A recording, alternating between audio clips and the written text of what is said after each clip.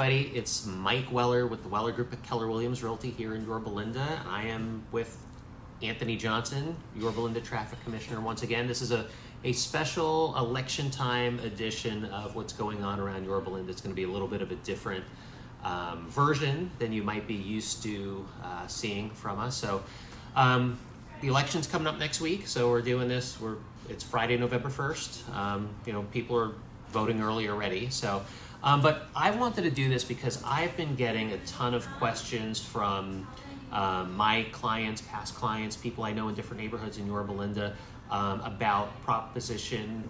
Well, they're not really propositions, but JJ and KK here in Yorba Linda. They're both they're real estate related locally here in Yorba Linda. I thought it would be great to get with Anthony to talk about those.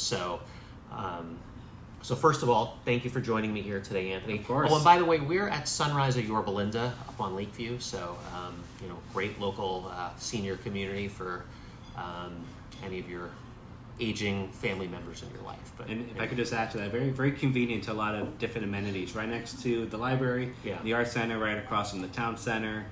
So it's definitely a great place for seniors. Yes, great place here in Yorba Linda. So you're welcome, Tyler and Stevie here at Sunrise. There's your plug. So, but anyway, let's talk about JJ. Yes. I know what these are, but I want to ask you, as a commissioner here in Yorba Linda, somebody who's running for city council. Can you explain what JJ is here in Yorba Linda? Yeah, definitely. Thanks, Mike. So Measure JJ is a ballot initiative that was essentially put on by the city and the city council. So just a little bit of back history on it. Several years ago, the state government and the governor said that California has to build or zone for X amount of housing units all across the state. So Yorba Linda got allocated by the state of California 2,400 and I believe 15 units. Which is a lot. Yeah, very much and a lot. I think everybody in the city agrees that that's a lot, probably more than we feel like it should be, more than we would like it to be, but that we're kind of stuck with that number. Correct. Right? And there's a little bit of a backstory because we did originally have a lower number, but that would take up a little bit more time. It's another video for another time. Correct. Reach out if you want to talk about that. Please, yes. But anyway, so we have to zone for 2,415 units. If we don't do this, then something called builder's remedy sets in, which pretty much allows any builder or developer to come in and essentially build whatever they want, regardless of city zoning plans or codes. Great, right. Yeah. So builder's remedy basically is like Yorba Linda zoning goes away altogether. And like Anthony said, a builder can come in and do whatever they want for the most part. So really JJ, and I know some people, so the plan for JJ, you want to talk about how we got to the plan? Definitely. What JJ actually is? Yeah. So we did try, a couple years ago with Measure Z. That failed.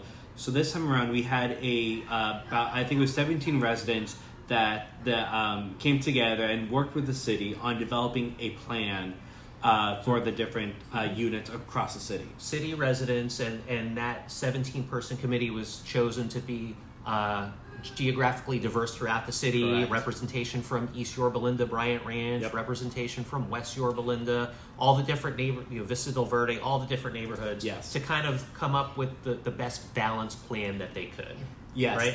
And the one best quote that I always hear from the resident working group is, "This is the best worst plan that they were able to put forward." Yeah, and that's the thing. Like, if you really dig into that plan, a lot of people will well, there's too many units here, there's too many units in my neighborhood, or too many units here, not enough there. And absolutely, if you really get in and scrutinize it, we're never going to find a perfect plan that is going to make the entire city and every single resident and every single neighborhood that is going to be perfect for them. Correct. We can go back and we could redo it with another committee of different residents, and they'll come up with a different plan that might be better in some ways and worse in other ways. It's just unfortunate that we just have to comply with this 2415 number of units that they don't have to be built, by the way, they just need to be zoned or rezoned for Correct. that. So really the choice on JJ is we're passing this plan that is a pretty good attempt at complying, probably not perfect because it will never be perfect, or we don't pass it and we basically, that's why when you drive around town you see the signs that say retain local control, because literally if we don't pass it, builders and I'm sure there are builders and developers out there that are hoping that it does not pass, because they can come into Yorba Linda and really go, build, like they're going to make a lot of money on a lot of the redevelopment that they would do, but that's really going to change the nature and the essence of the city here. Yes, So, I mean, and it's already being done in different cities across Southern California. I mean, I've heard Santa Monica has a builder's remedy application submitted. I think La Cunha and Flint Ridge. I've heard even Orange, and I think maybe even Laguna Hills. But it's already happening across cities across Southern California, and it could potentially happen here if JJ does not pass. Yeah. And really, like, if you, like, so I will tell you, like, I am very much in favor of JJ. I want to, if you live in Yorba Linda, I want to encourage you to, look at it as much as you want, but understand what the alternative is if we do not pass JJ. So I really, I'm pro JJ, and really across the professional real estate world here in Yorba Linda, all the, other agents in my office at Keller Williams, other agents I'm friends with some of the other companies, pretty much everybody is in favor of JJ. Pretty much across the board at the city, I think everybody's in favor of JJ. There, Yes. There's Anthony's running for city council. I mean, he has opponents that he's running against for city council. I think everybody across the board is all pro JJ. Correct. So yes. yeah. So if anybody wants to reach out and discuss it with me, I'm happy to have a conversation with you between now and Tuesday. But anything else you want to add on JJ? Yeah, it just just a little reminder that, like what Mike said, it does help us maintain local control. So what that means exactly is that if any of the property owners that owns this land that has their land rezoned, they have to follow all the city, codes and policies, which means they have to do environmental impact report. They have to do a traffic study on it. They can't build whatever they want. They're limited as to the different sizes and how it looks and stuff like that. So that's really important. And we already kind of did this at a high level, but they have to do it again with each individual property. And so that could mean that, depending on what the study says for the individual property, we may not have to build for up to the amount of units that it's zoned for, because that's what the local studies say. So that's why it is really important to pass Measure JJ, so that way we can maintain that local control as best as we can. Yeah. Okay. Yeah, absolutely. I think, like I said earlier, I would encourage anybody, this is really like I don't feel like this is a political statement. I don't feel like this is a bias, like a side of the aisle statement. I just think this is from a local Yorba Linda standpoint, quality of life in the city. I think it's best that we pass JJ. I would encourage you to look at JJ closely, understand what it is. And when you understand what it is and what the alternative is, I think you'd make up, I think everybody would come to the same conclusion that we really need to pass it. So that brings us to Measure KK. So I'll hand it back to you to kind of explain KK. So I'll take it from here. Thanks, Mike. So Measure KK, it has to do with the Bryan Ranch Shopping Center out on the east end off of La Palma.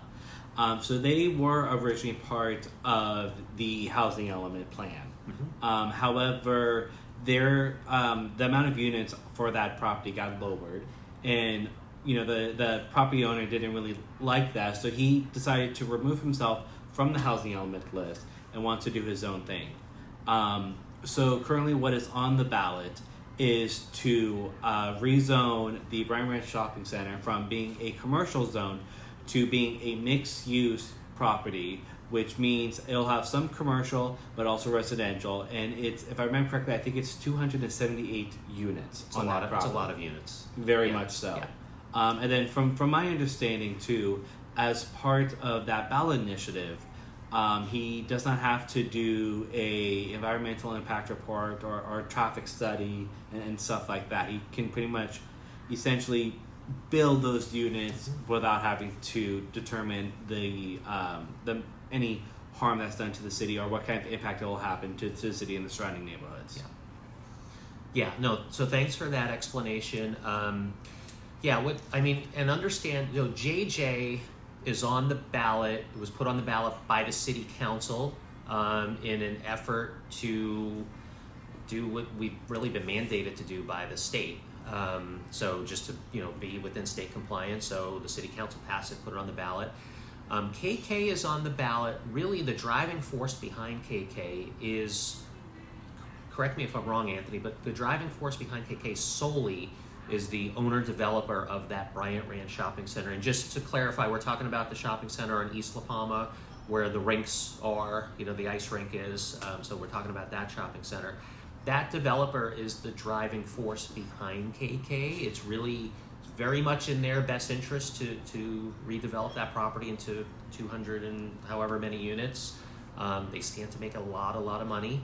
And it's on the ballot because they went out and got the signatures for it, which I will just say it's not hard. If you have a good strategy, no matter what you're trying to get on the ballot, if you have a good enough strategy, you're going to be able to get the signatures to get something on the ballot, because people will sign things that they don't completely read or understand, or they're told just one little statement about it and not the whole picture. So that's how it's on the ballot. I would tell you, and when the city and that committee of residents in the city looked at the number of units that were appropriate for that shopping center, a lot of things were taken into consideration. East La Palma is basically like, it's one shot in, one shot out, traffic wise. You got Gypsum Canyon there that already backs up a lot, late in the afternoon and in the mornings. When you get into that part of East Yorba Linda, you have the fire considerations and everything. So the residents came up with what they thought would be an appropriate number of units to develop there.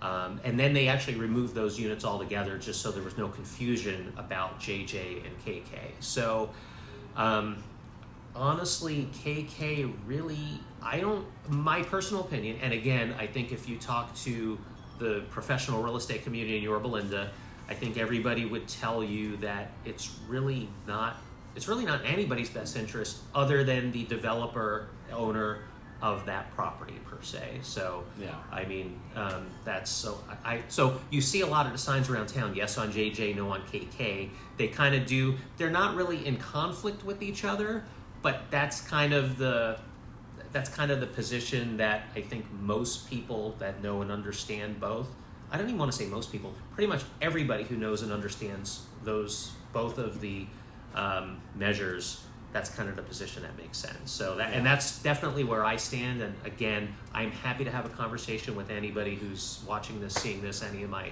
clients or people I know in the different neighborhoods here in Yorba Linda. So I don't know.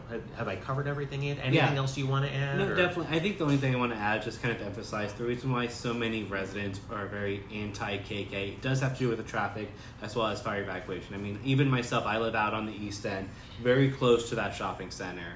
And traffic in the afternoons is very bad. One thing that I did was, as soon as I got on the traffic commission almost 6 years ago, was to do a traffic impact study on La Palma and Gypsum. And that intersection was actually rated an F, and it still is. And this was during COVID, by the way, too. Yeah. So it was lower traffic. Yeah. So it's it really has a lot of bad traffic congestion, especially in the afternoon. And then with the fire evacuations, just adding that many more cars while trying to evacuate everybody from that area, it does cause a lot of concern. And so right now, with there being no plan from the developer on that, it's kind of hard for the residents to be supportive of it, because they're just thinking adding additional 400, 600 cars on La Palma, which is a lot of cars. Yeah. So that's kind of where all those concerns are coming in, and that's why a lot of residents are no on KK. Yeah. Yeah, and understand one other thing as well. KK, like, if you don't like JJ for some reason and you were to vote against it, but vote for KK because then we're building those units there, that doesn't help us at all get to the state number. So it doesn't. There's no benefit to the city at all for KK. So and the main reason why for that is because it's not in the plan that Yeah. was submitted to the state. Yeah. It has to be whatever was submitted to the state for it to actually count. Okay, so there you go, JJ, KK.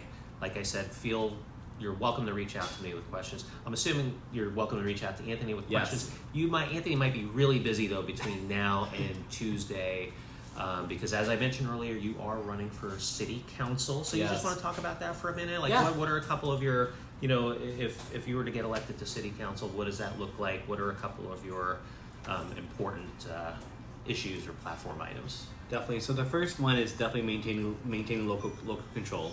And that's the biggest one. I mean, we just spent a good amount of time just talking about that today. There have been a lot of attempts from the state legislature to strip away the local control powers from local cities. One bill that actually just passed this year, just about a month or two ago, has to do with wildfires, believe it or not.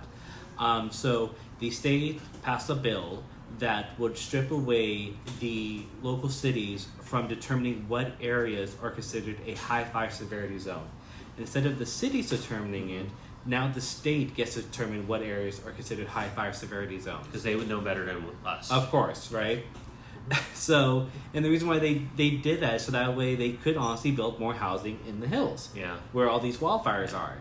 So that's one of the things. That's one of the examples. And when I say try to maintain it and local control, I honestly mean trying to fight the state legislature. Being with the Chamber of Commerce, as you know, Mike, I've actually gone up to Sacramento and even DC to advocate for the small businesses of Yorba Linda. And so as a city council member, that's one of the things that I will do is I will actually travel to Sacramento and even DC to advocate for the residents of Yorba Linda. I have a track record of doing that, and I plan on continuing to do that. And also I will be inviting residents to come up with me because there is, an impact with numbers of people. Another thing too is to support our public safety partners, with the Sheriff's Department and the firefighters, OCFA, trying to do what we can to make sure that they have all the tools and resources that they need to keep us safe. I also want to make sure that, we have grants and just be able to get tools into the businesses and the residents to be able to help the Sheriff's Department and the firefighters keep us safe. The Sheriff's Department has these great tools called flock cameras and the Fusus system that really integrates into the surveillance and keeping everybody very safe. And then also, like we just mentioned with the fire evacuation routes, that's one of the things I really want to work on is trying to improve our city's wildfire evacuation routes. And then lastly, it's really just supporting the small businesses in Yorba Linda. I have created programs with the Chamber of Commerce to help support a lot of small businesses. We're actually creating one right now called CEO. And so I just kind of want to continue that on the city council and be able to work with the chamber and all of our businesses in making sure that we not only attract new businesses to Yorba Linda, but we also make sure that they are successful here in Yorba Linda and that we retain all the businesses here in Yorba Linda. So I really hope to earn your vote on November 5th. If you have any questions at all, please feel free to reach out to me. My website is anthonynjohnson.com, and you can email me at anthonynjohnson.com. Thank you. Okay, there you have it. JJKK and a little bit about Anthony and his plans for city council. So that's it. Thanks for watching. I think we went a little longer here than I wanted to, but I mean a ton of good information here. So like I said, Anthony gave you his information. Feel free to reach out to me if you want to chat about JJKK or anything else going on in the city, especially if it's real estate related, but even beyond that. So get out there and vote.